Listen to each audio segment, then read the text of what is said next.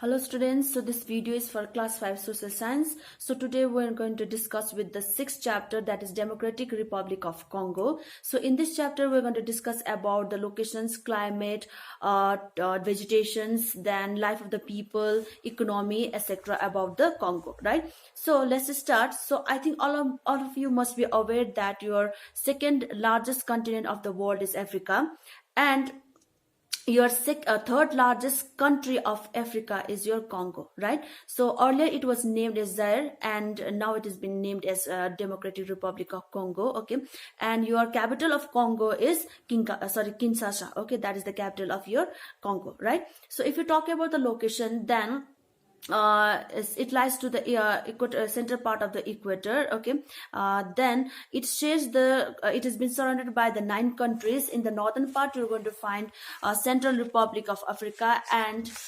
Sweden, and if you come to the east, then it has been covered by the countries like Uganda, Rwanda, Burundi, Tanzania, etc. Okay, and if you come to the west, it has been surrounded by the Republic of Congo, and in the south there is Zambia and Angola, right? So this is the location of your Congo. Then about the water bodies, after Nile, your Congo is the second longest river in Africa, and it is also called as Highway of Congo because it flows through all the part of Congo, right?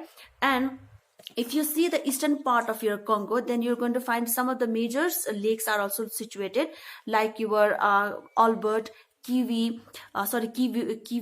and what else? Yeah, Kivu, Edward, and Tanganyika is the major lakes in your Congo, right? So let's talk about the climate. Then climate, since this country lies to the equatorial region, so the so the climate experience in this country is hot and wet throughout the year. Okay, it is hot and wet throughout the year, and early in the morning the temperature will be pleasant, the climate will be very pleasant. Okay, but in the afternoon the temperature rises up between 30 to 35 degrees Celsius. So in the evening there is always rainfall. Every day there will be a short period rainfall in the evening. Okay, that's why it is called as 4 o'clock rainfall, right? So that is all about your climate and all. Okay, now let's see about the vegetation.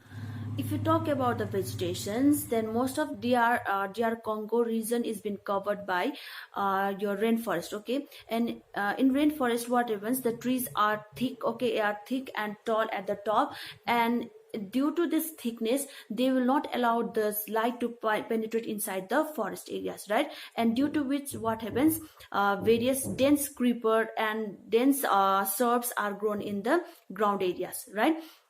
So due to this thickness, okay, the trees will not shed their leaves throughout the year, and it looks evergreen always. Okay, that's why it is called as evergreen forest also, isn't it? So some of the important trees found in these regions are your mahogany, ebony, rosewood, rubber, etc., right? So apart from this all, okay, there is some of the reason where the climate is not too hot and cold, and in those type of areas small grasslands and your short trees are being grown. Okay, and the grasslands are known as savanna in this region, right? So let's talk about the wildlife then. So due to dense forest, it is a house, gives the shelters to various wild animals like your gorilla, crocodile, rhinoceros, hippopotamus, etc. Okay, a large number of reptiles also you're going to find in this region, right? And okapi, horse like animal, is also found in this region, right?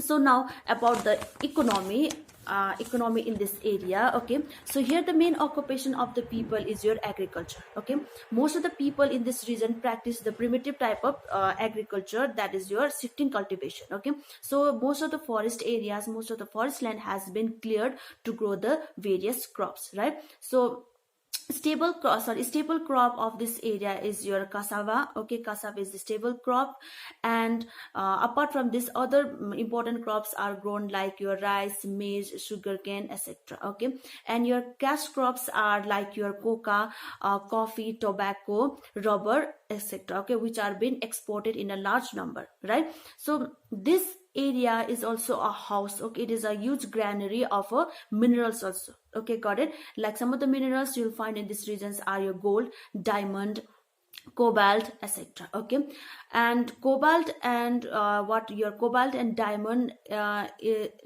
cobalt and diamond is usually found in this area. Okay, it is last producer of cobalt and diamond, but due to what happens, the industries in this region is very undeveloped. Okay, the industries has not been set up properly in this country. That's why these minerals has to be exported to other countries, right?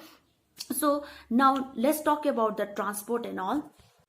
If you talk about the transport, then this country is being covered by the dense forest, that is rainforest. So there is very difficult, they find very difficult to construct roadways and railways, right? So there is no any question to make roadways and railways and all, isn't it? So they have preferred waterways as their main transport system, right? So if anything has to be export or import, then they use waterways, right? And plus what happens, through these waterways they have generated electricity also, right? So that is about the transport.